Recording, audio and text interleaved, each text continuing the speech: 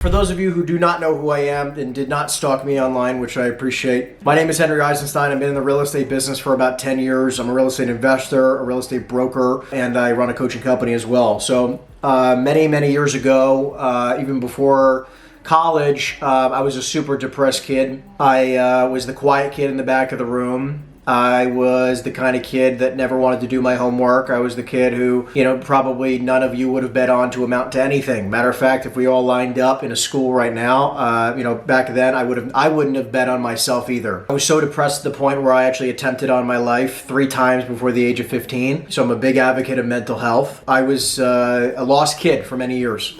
And then I got into school, I got into high school, and in high school, I didn't have a job. I played video games literally for 10 hours a day the second I got home, and every single summer I played video games. And because the only reason why I love video games, I didn't realize until later on, was that like business, in video games, people really judge you based on your performance. And I ended up becoming very good at it. Long story short, that's why I fell so in love with it, because I got really good at it. People appreciated me. And in school, people judge you on looks, what you sound like, how well you do in school, yada, yada. So in business, I realized, because my first mentor when I was, 18, this individual, it was this man who ended up running a business. I found that he was a great mentor to me. He believed in me more than anybody else. And I worked at this kid's party place when I was 18 years old, and within 2 years, because I was so appreciative of finally somebody. It wasn't my parents, it wasn't my family. I was the black sheep in my family. I'm the first person in my family not to go to traditional college. I never graduated college. I dropped out twice. Good for you guys having a fantastic teacher like Natasha. I didn't have any of that. I didn't have any guidance or mentorship except for this one guy who basically took a liking to me. And I worked 7 days a week. Even the days off, I would show up at work every day. And the reason being was because I was just so freaking inspired by this guy. Now, look, he was an older gentleman, but a few things I took away was this guy had financial freedom. Does anybody here want financial freedom? You can type yes in the chat if I can't see you. Who wants financial freedom? I knew I wanted it. I didn't know what it was. When I was 18, 19, 20 years old, I didn't know what it was, but I knew that whatever this guy had, I wanted. Did whatever this guy told me to do. Like I said, I showed up on my days off. I showed up early and I stayed late. I never asked for more money. I just said, basically, I need to be around this guy because whatever he's got, I want it to wear off on me. And then randomly, a friend of mine asked me if I wanted to get my real estate license when I was 20 years old. And I was running a franchise, or 2 franchises. I had 80 employees that I was managing, 2 locations, and I was only making 40 grand a year, but 40 grand a year for a 20-year-old, no college degree, I felt like I was a millionaire, and I was spending more money than I had at the point. But long story short, I thought that was the epitome for me. We got into real estate because a friend of mine lied about how much money he was making in real estate. He said he was making 20 grand a month. It ended up being 20 grand one time, 1 month, and it was selling his mom's house and helping his mom buy a house. That started my real estate journey when I was 20 years old. Now today I run a team of 35 commercial real estate brokers, 140 residential real estate brokers. We'll do about $500 million worth of real estate transactions this year. I own about $12 million worth of real estate. I run a coaching business that does about $60,000 to $70,000 a month. My real estate business, and in total we do about $3 to $4 million a year in revenues per year. The reason why I say all this is because my beginning was probably a lot worse than many of you where you are today. And I want to share with you, it does not matter where you start. The matter is the whole purpose of this is getting started. So I wanted to share with you just a number of mistakes that I made throughout my life so that you guys don't make them. Right? Just save you a little bit of money, time, and energy, okay? So one of the biggest mistakes that I made in my life was, and this is, by the way, no in particular order. I'll give you a little quick backstory, and we'll dive into everything. Number one mistake, one of the mistakes I made was zero focus. I started several different businesses, and none of them went anywhere. I was expecting things to take off. I had zero focus at the very beginning, and what I realized was that when you don't have any focus, I just liked having serial entrepreneur in my Instagram handle. That's all I cared about, right? I was more attached to what that looked like than the actual result of being an entrepreneur, right? So I started all these different companies and I didn't have one singular focus, because if you want to be successful, my one takeaway from this would be focus on one thing for a decade minimum. And I promise it would be pretty hard for you to not become somewhat successful at that one thing. If you just had one thing to focus on, like if it was just playing guitar, if it was just playing tennis, if it was just if it was just one business, one idea, one thing, go all in for 10 years, it's much harder to fail at that than it is trying to, work. I started 4 or 5 or 6 different companies all at the same time. Obviously, all of them went nowhere. But when I focused on real estate, and I said, there was no back out, right? There was no back door there was no way that I could do anything else. It was either literally real estate worked or I died trying, right? When I made that final commitment to real estate, within 3 years, I was doing 100 grand a month. I'm telling you, focus is everything. Number two is that I had too short of a mindset, so too short term of a mindset. And the big mistake here was that with those businesses, the reason why I kept starting new ones was because I would try something. I would try. Have any one of you guys, and I don't know, I mean, I've said this 1,000 times in my life, have any of you said, oh, I'm going to give it a try. I'm going to give it my best shot. I'm going to try this out and see how it goes. The problem with that languaging is that it gives you an out, right? Oh, well, I tried. Try is not a word in my vocabulary anymore. Okay, there is no try. There is either do or do not, right? Do or do not do, right? That's it. You can't try to be pregnant. You're either pregnant or you're not pregnant, right? That period, end of story. There's only two options here. The languaging is very important, and I had too short term of a mindset. When I had this mindset of saying like, I'm gonna give it a try for the next couple months, and then it wouldn't work out, I'd try something new, and then it wouldn't work out, and I'd see the grass is greener over there, and I go try something new, and this would happen over and over and over and over again. And it wasn't until I said, I don't give a shit about the grass is greener over there. I'm going to make this work, right? And that's it. And I would say my back is against the wall. It's either this works or I die trying, right? This has just got to work. And I went all in on that one thing. And like I said, within about 36 months, we were doing 100 grand a month in that one specific business. Another mistake I had was not mastering sales soon enough in my life, because I feel like too many people get caught up in all the bullshit nuances, right? If anyone here has tried to start a business or anything like that, what happens is that we get caught up in getting a website and social media started and a brand and a product perfect and all this kind of stuff. And it's like we do all these things that actually don't make us money, and what does make us money is sales. Anytime I'm coaching somebody when it comes to starting their own business, I'm like, listen, I don't care if you don't have an idea yet. Sell something, right? Sell something. Try to, go out there and sell something, because it's like, if you had an idea, it's like listen, I'm going to come up with hypothetically a new shaker cup. I don't know, right? I got my drink here. Well, you come up with a new shaker cup. Before you even do anything, go try to sell it. See what the product wants it, right? Because sometimes the market doesn't want your thing. And too many people get caught up in saying like, oh, I got to, do all these, other things like start up a website and all this stuff. It's like, no, just go sell, right? Go sell your freaking product and see if anybody wants it, right? It's speed to dollar. And once you learn how to sell, you could go out and sell anything and you can make a good living, right? Quick side note, I highly recommend just selling, if you're going to get into sales, sell the freaking most expensive thing you can get your hands on. I sell commercial real estate. It is very expensive stuff. That's why we make great money, right? If you sell one product, quote unquote, you make good money, right? When you're trying to sell shaker cups or something like that, or tchotchke crap, right? You're going to have to sell a heck of a lot of it to make a lot of money. So I try to say, if you're going to get into sales, sell something very expensive. Next, big mistake I made when growing my company, I started recruiting salespeople, and I became a sales manager way too soon. I was the top producing salesperson, and I started recruiting people. And a big mistake I even see other people make in my industry too is that they become a sales manager too soon. Sales managers, I can pay 100 grand a year for, right? Like they're 80 grand a year employees, right? If you want to make 400, 500, 600, $1 million, $1 million a year or something, that's a top performing salesperson role. Sales managers don't make that kind of money, right? Again, sales managers are 60, 80, 100, $120,000 a year, right? So you don't want to become a sales manager, right? So I would rather hire a sales manager to manage the salespeople rather than me be the sales manager. My job in my business is to be the number one salesperson possible. I am the biggest producer in my business. So if I stop selling, my business goes down. You don't want that to ever be the case, right? So you want to focus on you selling. Like my biggest thing even to this day, all I focus on is recruitment and my own production. Period. End of story, right? And obviously with recruitment, train, retain, right? And many other things we could talk about there, but just big thing that I made the mistake of was that I went into the manager position way too soon, and then my business ended up going backwards until I ended up realizing this and how to get back into production. Highly recommend become a top salesperson and then stay in that position, and you can recruit the talent in the meantime. Next, a lot of people do this when they're starting a business, right? Raise your hand real quick or put in the chat. Who wants to start a business? Does anybody here want to start a business? Anybody interested in doing that? Okay, cool. Love it. I'm super excited. Love entrepreneurialism. What I made the mistake of doing was that I went 100% all in on growing the business, and I did not have a part-time job. I went very heavily into credit card debt, which I do not recommend anybody doing. Credit card debt is very, very bad, and it can be very destructive to the beginning parts of an entrepreneur's career. So I highly recommend, and I say this to all my salespeople even to this day when they join me and they want to go all in, quote unquote, in selling commercial real estate, I was like, listen, whatever your monthly bills are, I just want you to make enough to pay your bills. So if your bills are $3 grand a month, work part-time to pay $3 grand a month. If your bills are $5 grand a month, work part-time to make $5 grand a month. If your bills are $500 a month because they live at home, work part-time and make $500 a month so you're not going negative every month. You just want to be flat. You don't need to be super profitable because you want to take every other waking minute of your life going all in on your business, right? The difference with me was that I didn't work a part-time job. So I went heavily into debt. I went like $60,000 or $70,000 in credit card debt, which was a terrible mistake. I mean, thank God, look, I don't know to what extent it forced me to work really, really hard to make a lot of money to get out of it. But I don't recommend that for anybody. So my rule of thumb today is always work enough part-time while you're running your company so that you can make enough money to just pay your bills at least. Another mistake I made was not saving money for the future. I've been making about 100 grand a month or more since the age of 24 years old. A lot of people think, it is kind of ridiculous even thinking about that. However, my expenses grew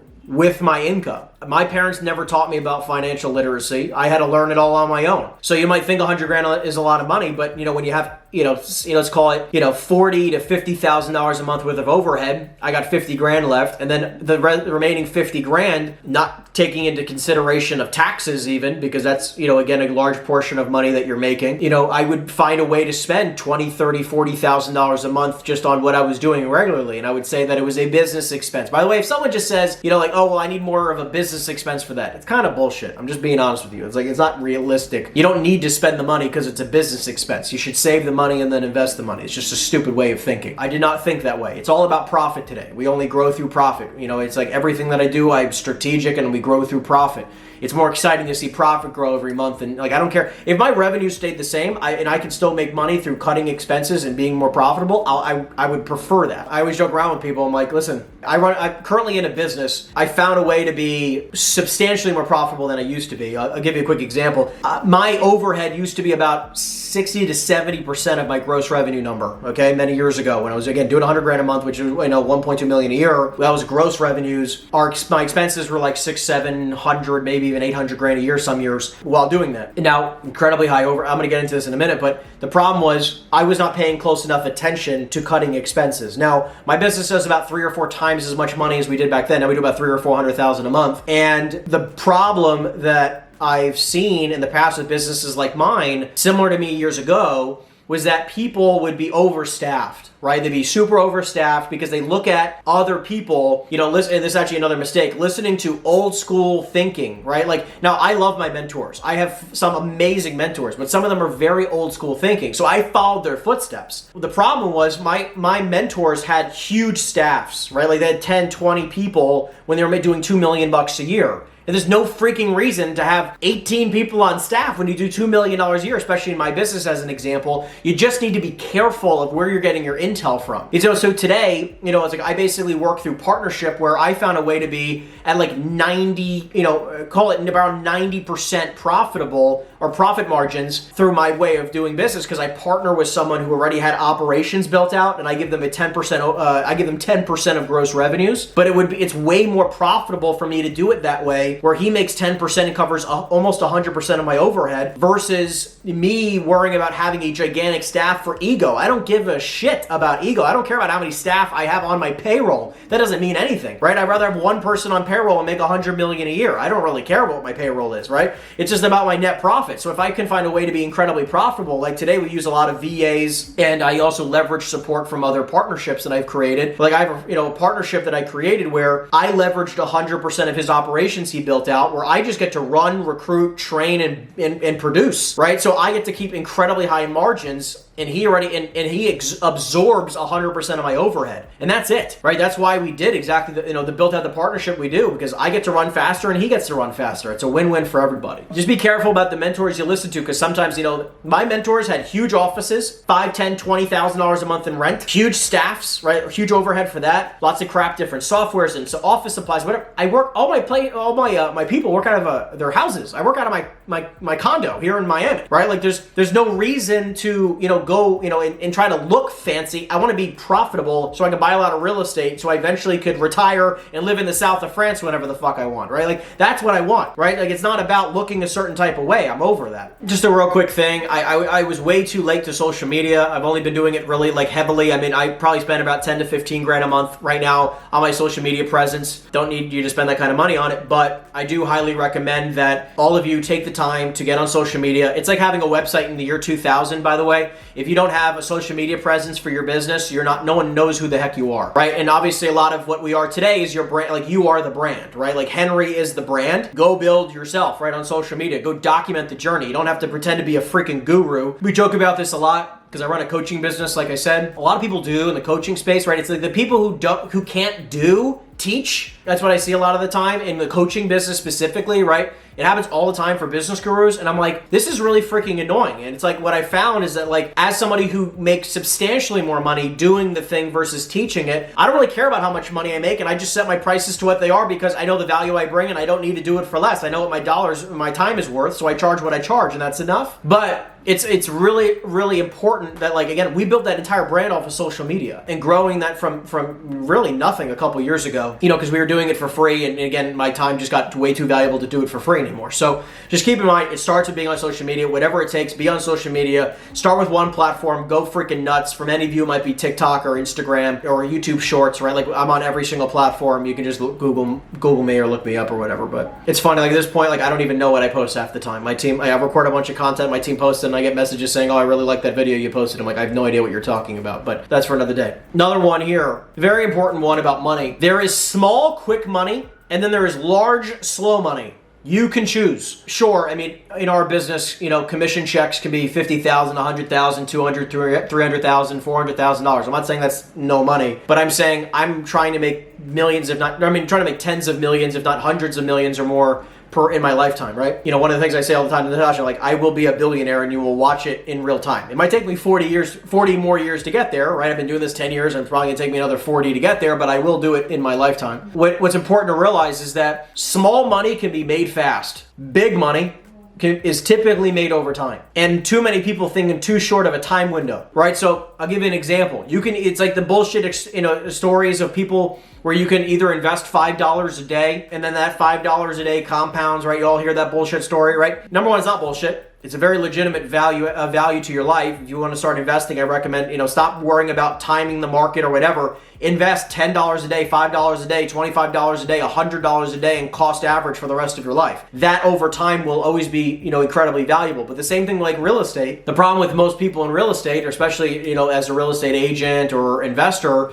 is that they try to make the quick flips, right? They try to make a quick 5K, 10K, 25K, 50K, whatever it is. The problem is that the value, the real wealth, right? The major big money is in owning the asset for a long period of time. It's about getting invested and staying invested in the deals, right? Trading the quick money for long-term large money, right? And over time it will compound, right? We've done this several times, and every single time that I've ever invested into a deal, we end up making, substantial profits over a long period of time. But if you look in too short of a window, anything could seem like a bad decision. Period. End of story. Last thing I wanted to say here quickly, and then I'll kind of rant on a few other things. Very, very important. I heard this on a YouTube video recently, and I was like, holy shit, that hit home. And I feel like I have to share this every time I talk, especially in front of individuals like you guys, because you guys all remind me of me. You can either be a broke, overlived 30-year-old, or you can be a financially free, underlived 30-year-old. And you get to commit to that decision and know that you can't go back and change it. And it's up to you to make the decision of what you want to do, right? I am a financially free, underlived 30-year-old. I did not party as much as the average 30-year-old, right? I did not go out and have all this crazy fun that everybody talks about as a young 20-year-old. I didn't do any of that. I've literally worked something in the vicinity from at least the age of around 19 to about 26. I worked 100-hour work weeks every week. And then from about 26 to now, I work 60 to 80 hours a week. Every week. I am totally okay being underlived. The difference now is that when I take a vacation, it's 3 weeks at a 5-star hotel and I get to fly first class and do it the right way versus some of my friends who have traveled maybe more than me, but they have to fly economy, stay in crappy hotels, budget every single thing that they want to do. It's up to them. They get to live through that decision. They've probably, quote, lived in different ways than I have, but I also feel like I've lived differently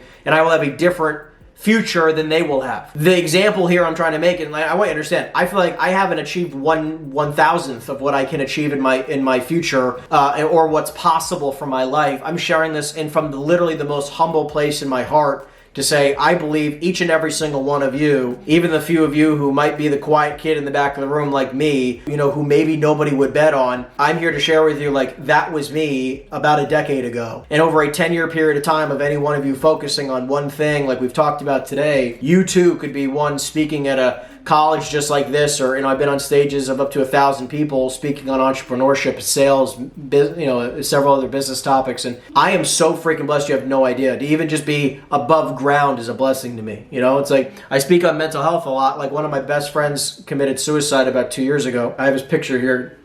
One of my best friends, but I've known him since I was like 5 years old. You'd have no idea. The reason why I even share all this is because, if I died tomorrow, I would have loved to have spent every minute I'm with you guys, because I don't do anything I don't want to do anymore.